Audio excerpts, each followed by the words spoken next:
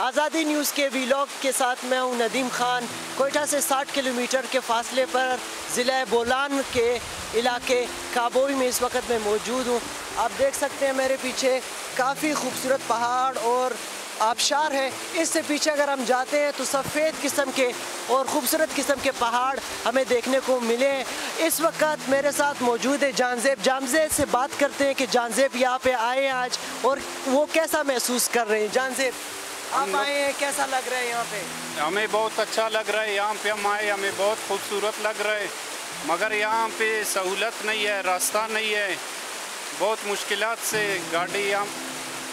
जी बिल्कुल, आपको मैं बताता चाहता हूँ नाजरीन, रास्ता जो है काफ़ी दुश्वार गुजार था। मच के बाद ये इलाका है, तो रास्ते में जो सड़क है वो बिल्कुल कच्ची सड़क है और बाज़ जगह पे बड़े बड़े पत्थर है, तो आते वक्त काफ़ी मुश्किल का सामना करना पड़ता है। लेकिन ये एक खूबसूरत मकाम है और इसका जो पानी है काफ़ी मीठा किस्म का पानी है। और इस वक्त हमारे साथ जानज़ेब के साथ मुनीर भी हमारे साथ मौजूद है। मुनीर, आपने क्या बनाया है?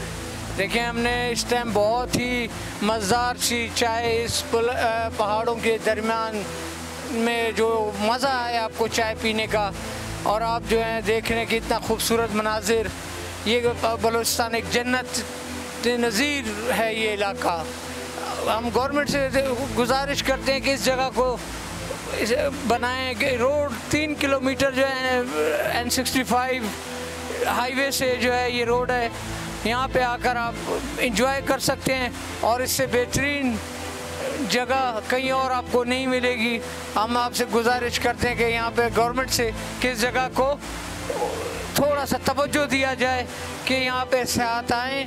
और ये क्योंकि अंग्रेज़ों के ज़माने से अंग्रेज़ आया करते थे और हमारे लोग इसे यूटिलाइज़ नहीं कर रहे हैं। हम अपने लोगों से गुजारिश करते हैं आएँ और यहाँ पे कचरा ना करें। जो इतना भी कचरा है वो अपने छापरों में भर के बाहर ले जाके फेंके, पानी को गंदा ना करें, क्योंकि पोल्यूशन से ये यहाँ पे जो है ना पानी ख़राब होता है। और ये बहुत ही शफाफ मिनरल वाटर जैसे पानी है। गुजारिश ये कि इस जगह का हिफाजत करें। Thank you. अभी आपने चाय बनाई और चाय हमें पिला रहे हैं आप? बिल्कुल, मैम, चाय बनाई हमने, बड़ी अच्छी कावा चाय यहाँ की मशहूर, और ये पानी के अपनी एक मज़ा है इस चाय को पीने का। बिल्कुल, इस पानी का एक अपना मज़ा है इस चाय का। और ये भी बताइए खाने में आज क्या बना? खाने में हमारा बारबेक्यू है, इसके बाद हम आपको बारबेक्यू खिलाएंगे। चले, बहुत शुक्रिया। Thank you. तो इसके बाद हमें बारबेक्यू भी खिलाया जा रहा है।